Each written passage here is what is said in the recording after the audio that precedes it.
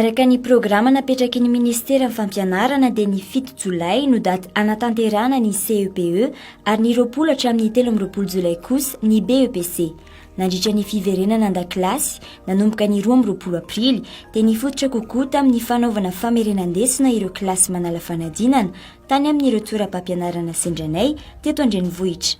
Mbola tsy fantatra kosa nefa hoe raha oviana no hototosaina ny fanadinana andrana raha toa ka efa vita ny fanadinana andrana CEPE ho an'ny faritra sasany toa ny nosy be.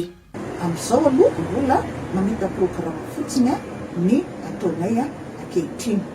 Efa vita tanteraka izay programa izay dia manomboka ao anatin'ny révision générale izay izay mbola manatanteraka ny examen. Dia mbola miandry indray izay afatra atolotry ny filoham-pirenena sy atolotry ny ministera ny magnotep zany amin'izay zavatra atao ao aoriana izay zavatra izay.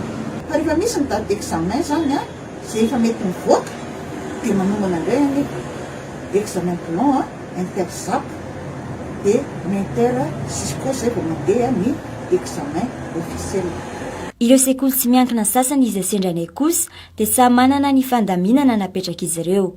Manambara nefa izy ireo fa miandry ny toromarika avy amin'ny fitondram-panjakana ny amin'ny mety toy ny fepetraresina amin'ny fahamehana ara-pahasalamana vao mandray fanapa-kevitra ny amin'ny toy ny programa. Zana mihitsy hoe polycope aloha mena ankizy mba ilana tsy vita tsony raha hoe ora fofo kely nefa mbola andikandika zavatra eny amin'ny tableau ny mpampianatra dia zana hoe polycope nizaraina dia mba manazava dia exercice hoentin'ny ankizy mody. Araka ny vaovao isy tranga amin'ady zany aloha nahitantsika anazy ny datin'ny examen koa aloha zany ny BPC ny CEPE sy ny BPC nefa nifikseny fa ny baccalauréat aloha hatreto mbola tsy fikse fa hoe tsy mihemitra fotsiny. Dia miankina amin'ny zavatra misy mihitsy zany miankina amin'ny zavatra hitranga sy ny hoavintsika zany. Fa izay aloha zany hatreto dia miezaka manaraka ny consigne rehetra amin'ny fanjakana hoe tsy maintsy manao aro-tava ny mpianatra, manasa tanana vao miditra, ny filaharana manaja ny ray metatra, ny an-dakilasy W ray isaky ny ankizy ray.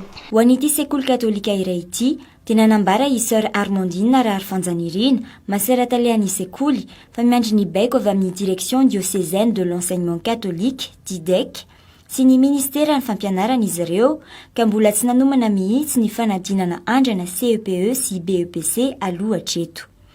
Araka ny nambara ny Alain Ramananatony, chef Siskoana Antananarivo Renivohitra, dia mbola afaka tapabolana vao ho fantatra ny fandaminana ny mety hozotra ny fanadinana andrana iraisana CEPE sy BEPC eto Andrenivohitra ho an'ny sekoly miankina amin'ny fanjakana.